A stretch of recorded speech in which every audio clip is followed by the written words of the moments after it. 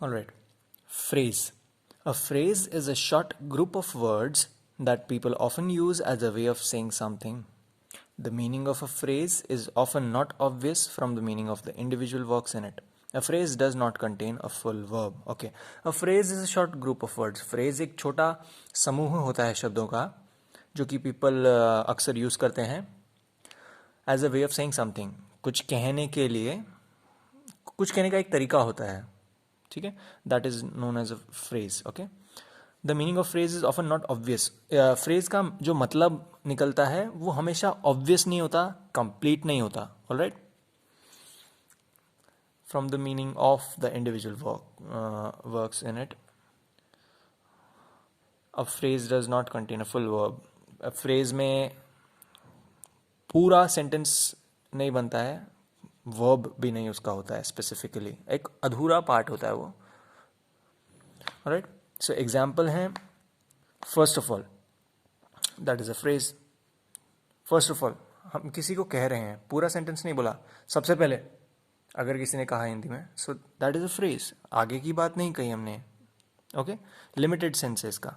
So a bar of chocolate, a bar of chocolate. So आप किससे कह रहे हैं, किस लिए कह रहे हैं, पूरा सेंस अभी नहीं बना है, बट या this is a phrase. Alright. Now clause. A phrase which has a predicate making some sense is called a clause. All right. So वो फ्रेज जिसमें प्रेडिकेट होता है, यानी कि जिस बारे में बात की गई हो उसके बारे में थोड़ा सा इंफॉर्मेशन रिवील होती है, प्रेडिकेट पार्ट उसमें ऐड हो जाता है सब्जेक्ट का, तो that is called clause. Okay. So phrase में जहाँ थोड़ा कम इन्फॉर्मेशन होती है, क्लॉज में थोड़ा एक्स्ट्रा रिवील होता है उस चीज़ के बारे में. Alright. So it is a group of words that make a subject and a verb and is usually a part of a sentence. Alright. So वो भी पूरा सेंटेंस नहीं होता है, सेंटेंस का भी वो पार्ट होता है. ओके. मीनिंगफुल सेंटेंस का एक छोटा पार्ट होता है क्लॉज. ऑलराइट. इट मे और may not make complete sense. वो भी कंप्लीट सेंस कभी कभार बना भी सकता है एक्सेप्शंस में, और कभी नहीं भी बना सकता है. ऑलराइट. एग्जाम्पल्स जैसे कि that you are a good singer. Your ये मिस प्रिंट हो रखा है बुक में, दैट यू आर होना चाहिए यहाँ पे, योर में आर इन्होंने एक्स्ट्रा प्रिंट कर दिया. Example, that you are a good singer, कि तुम एक अच्छे सिंगर हो. सो की से शुरू हुआ ये बात, यानी कि ये अधूरा सेंटेंस है, बट फिर भी इसमें थोड़ा इन्फॉर्मेशन इतनी तो रिवील हुई कि कोई किसी को कह रहा है. क्या कह रहा है, ये कह रहा है. Alright. Second example, that she would help me, कि वो मुझे हेल्प करेगी.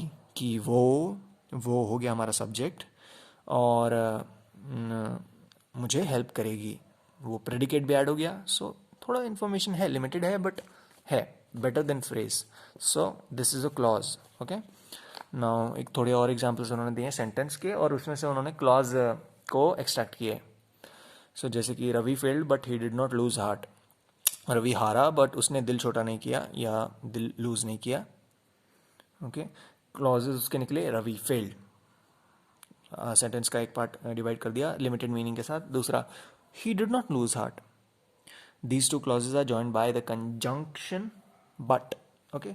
सो कंजंक्शन, सो इन कॉन्सेप्ट्स पे पूरे चैप्टर्स होते हैं. So one of the homework will be conjunction. आपको अपनी नोटबुक में लिखना है और इसके डेफिनेशन लिखनी है. Okay. Sentence, I know that you are a good player. मैं जानता हूँ कि आप एक अच्छे प्लेयर हैं. सो ये पूरा सेंटेंस था, है कि नहीं. और क्लॉजेज इसके निकले, आई नो मैं जानता हूँ, और सेकंड इसका क्लॉज निकला, you are a good player. ठीक है. लिमिटेड सेंस के साथ सेंटेंस का पार्ट जो बना वो क्लॉज हुआ.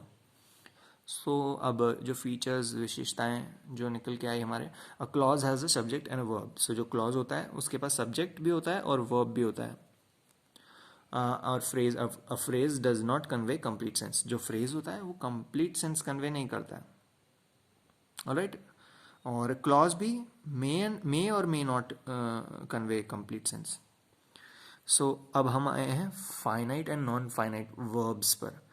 To know the difference between a clause and a phrase clearly, we must understand the meaning of finite and non-finite verbs. तो phrase और clause के बीच में difference को और clearly समझने के लिए हमें finite और non-finite को differentiate करना के बारे में जानना पड़ेगा. So finite verb, when a verb undergoes change because of number, singular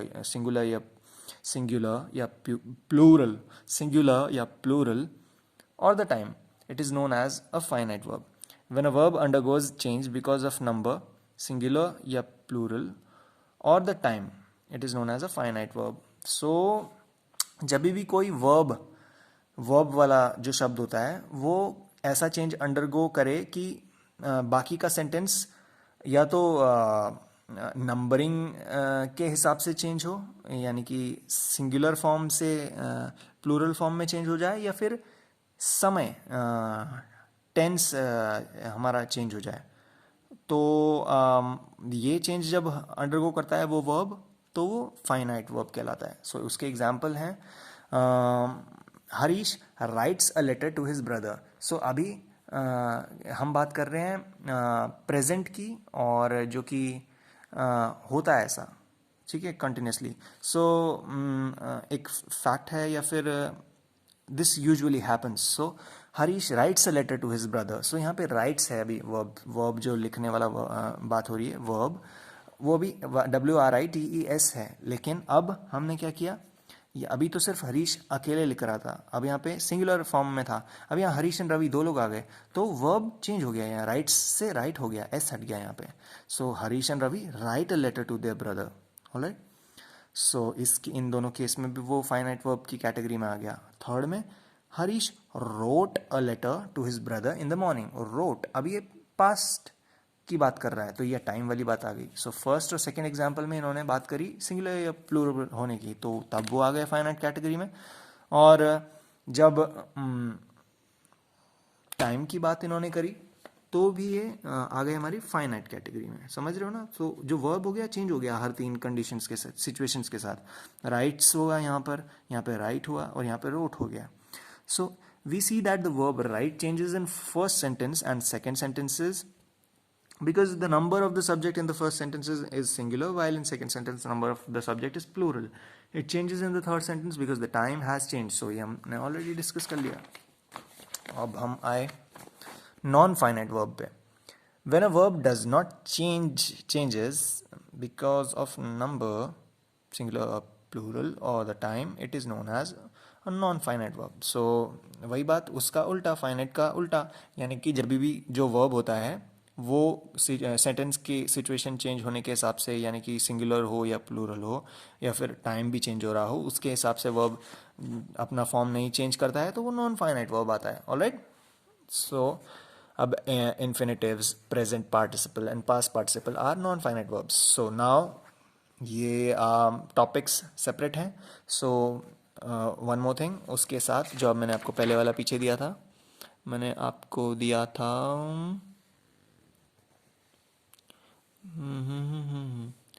clause difference, understand meaning,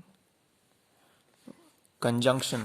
so conjunction का आपको डेफिनेशन लिखना था. यहाँ पर आपको लिखना है इन्फिनिटिव्स, प्रेजेंट पार्टिसिपल और past participle.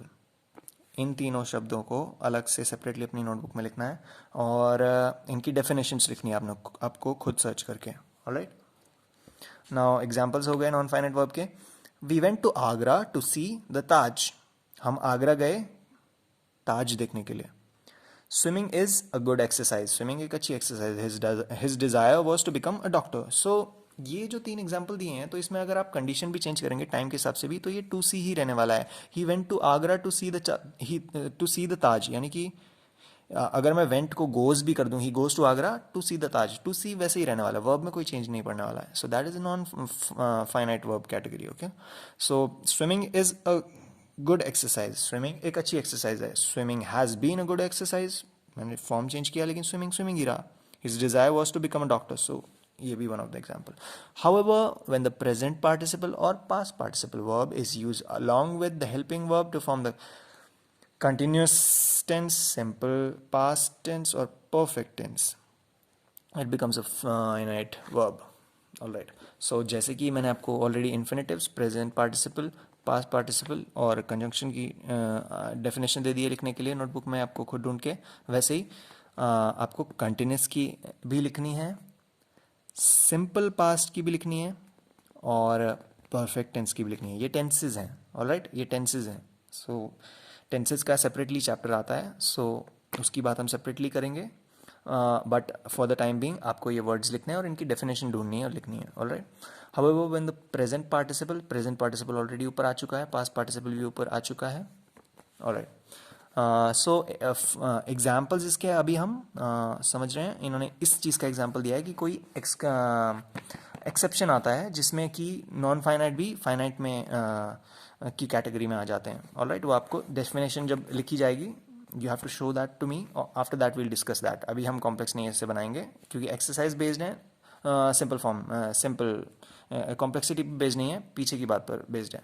So exercise time. Read the following sentences carefully and state whether the group of words written in colored in each sentence is a clause or a phrase. और D वाला है find out the finite and non-finite verbs in the following sentences. So जो यहाँ पे colored शब्द हैं आपको find out करना है कि ये clause है या phrase है। मैंने already यहाँ पे कर रखा है, but what you have to do is you have to spot any error. अगर वहाँ पे कोई गलती है, ऐसा नहीं कि मैंने लिख दिया तो ब्लाइंडली आप फॉलो करेंगे, नहीं, you have to check it out, आपको अपना ब्रेन यूज़ करना है। And if I have made any error you have to spot that and let me know, okay.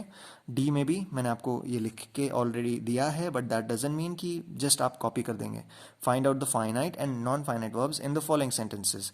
ये जो रेड कलर में जो लिखे हुए हैं आपको बताना है कि फाइनाइट या नॉन फाइनाइट है, और एंड जो आंसर्स मैंने लिखे हैं you have to check them, okay.